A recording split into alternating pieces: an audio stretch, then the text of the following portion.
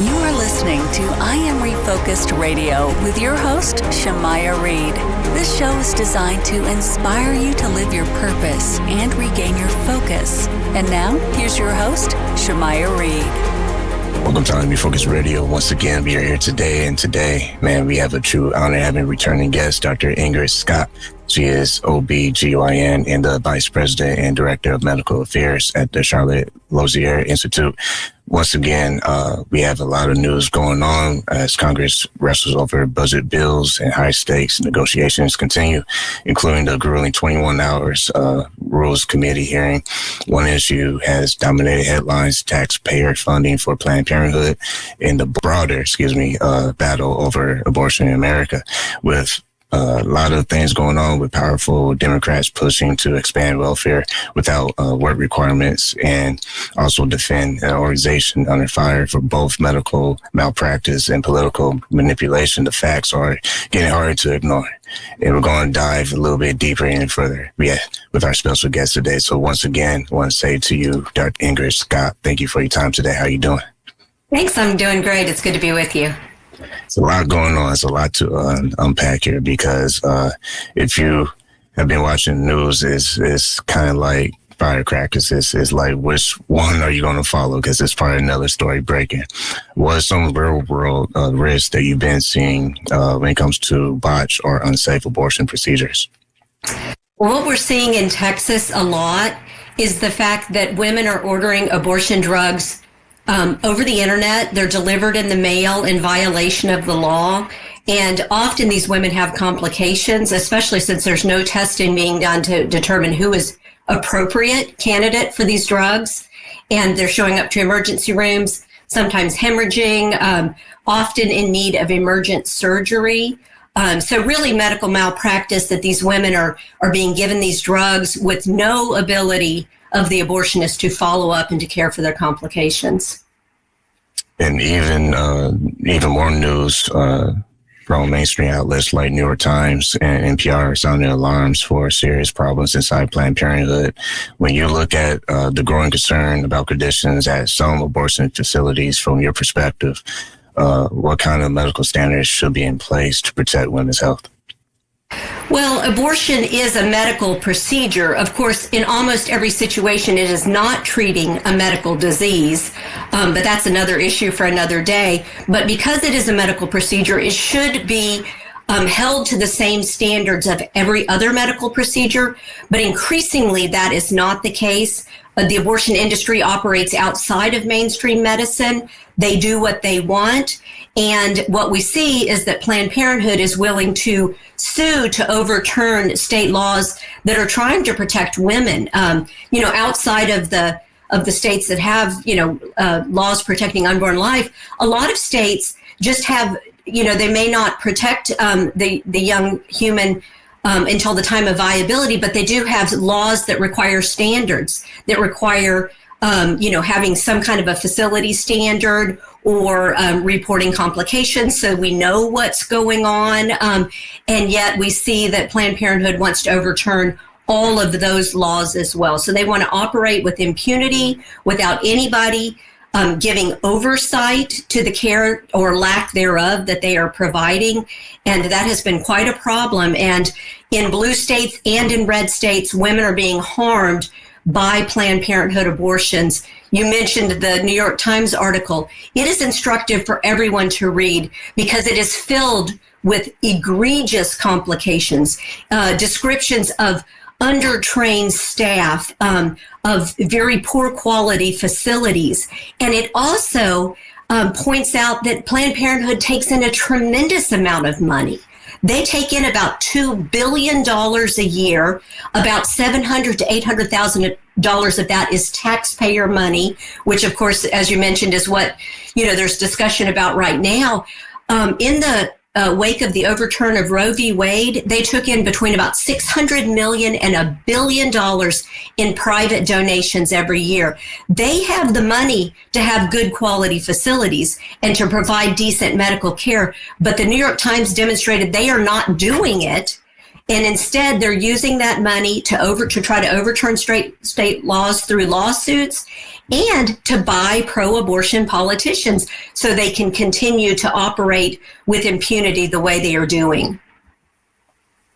And when you think about the role of parents and health standards, some states require parental involvement for minors seeking abortion while others don't. What's your view on how this impacts emotional and physical health of young patients? Well, obviously, if you have a young woman who's in a crisis pregnancy, who better to help her than her own parents?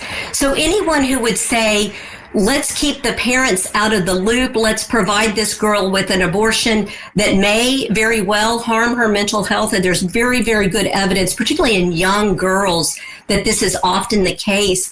And we know from international studies, a woman is 6 times as likely to commit suicide in the year following an abortion than if she'd given birth. So to take the parents out of the loop on that really life-changing decision is such it's an inhumane thing to do, and yet Planned Parenthood is suing to overturn laws like that. When you look at alternatives to abortion facilities, there are thousands of community and rural health centers across the country. Can you speak to the kind of comprehensive care that they provide for women that abortion clinics often do not? Yeah, absolutely. There are so many other places that women can get the care that they need. And I want to point out, just looking at Planned Parenthood's annual report, like, you don't have to believe me. If anybody's skeptical of what I'm saying, open up their annual report and you will discover that 97% of the pregnancy services they provide are abortions. Many women go to Planned Parenthood thinking they're going to get counseling about options. What other choices do I have? And you can see that they're railroaded into abortions. Almost no Planned Parenthood does prenatal care. So to start with, these other alternatives, which are taxpayer funding for federally qualified health centers and for rural health centers, will provide prenatal care. It will provide pap smears. It'll provide contraceptive services. It'll provide what women really need. But when we look at Planned Parenthood and see what's happened with them over the years, what we discover is that every year they sell more abortions. Last year, they apparently sold 400,000 abortions. 400,000 American unborn lives were lost. And at the same time, their other services, including contraception, are going down dramatically. So they're not providing contraception in many cases. They're not providing well women exams like pap smear. They're putting really all of their focus on abortion. And I can tell you this from personal experience. I've been practicing obstetrics for 30 years. When I was a resident, I used to moonlight at Planned Parenthood. So I used to work there. And at the time, of course, I didn't provide abortions, but I would do well women exams and really felt like I was doing some good. And I think a lot of people still have that image of Planned Parenthood. They don't realize how much the organization has changed. At that time, they were performing about 10% of the abortions in the country. Now it's 40%. So again, they're putting their focus on one thing only. And Americans are very torn about the idea of their taxpayer dollars paying for this. We all know how divisive it is. So these taxpayer dollars can be funneled to other, organizations that provide the health care that women really need. And I also would point out Medicaid health insurance, which, underprivileged women can qualify for. Almost every private doctor will accept Medicaid. So again, they don't have to go to a Planned Parenthood. They can come to me in my office. And also, I would mention that there are pregnancy centers in our country. They may not provide every service, but they are particularly designed to help women know what the other options are. How do I find support, material, financial? How do I apply for Medicaid? Those type of things, which is so important for a woman's choice, because we actually know that of women who are surveyed after abortion, 60% say they would have preferred to give birth if they'd only had more support, financial or material support. So that support exists.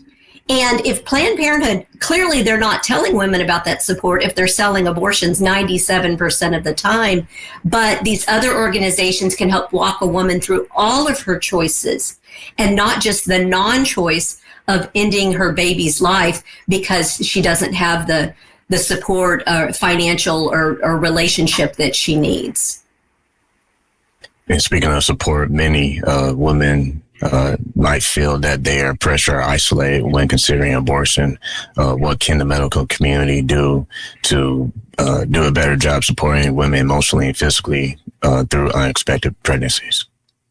Well, I think we, as a community, the entire United States needs to recognize this is really, for 50 years, even before, from the time of Roe, we offered this as a solution to women for their complex problems when 96% of the time women choose abortion for social and financial reasons.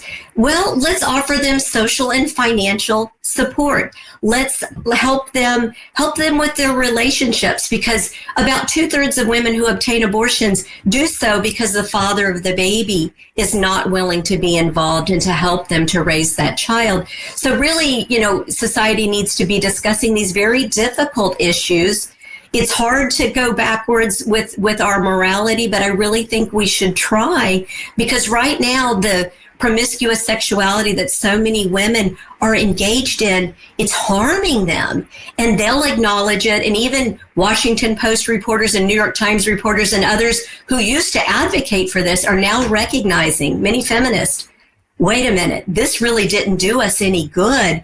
And in fact, so many women are harmed. So these are other conversations we should be having. But I think just recognizing when women are in crisis, there's so many better ways we can help them and support them than merely to offer them the option of an abortion. And in the case of Planned Parenthood, mailing these drugs into states that are trying to protect unborn life, these are unsupervised, very dangerous in so many cases, abortions. Last thing I ask for you is, when you separate political opinion and what have you, the list is long, just pick your slide, and I'm sure this one's someone that might disagree or agree with you. When you kind of push all that to the side and you speak to the truth of science and what is really out there for information for women to have their options and understand fully what they can do, what do you hope that maybe will be opportunity for pro-life groups to continue to educate women what their options really are, instead of the extreme points that we see on the news cycles? Yeah, absolutely. We all need to be really digging into this issue to educate ourselves about what's really going on, because to say that this is what women need, I think women will tell us in the aftermath of this, that wasn't what I needed, and it was in fact harmful to me. And so I think that really all Americans of goodwill can come to a agreement on this. Let's don't have women have unwanted abortions. Let's don't let them have coerced abortions.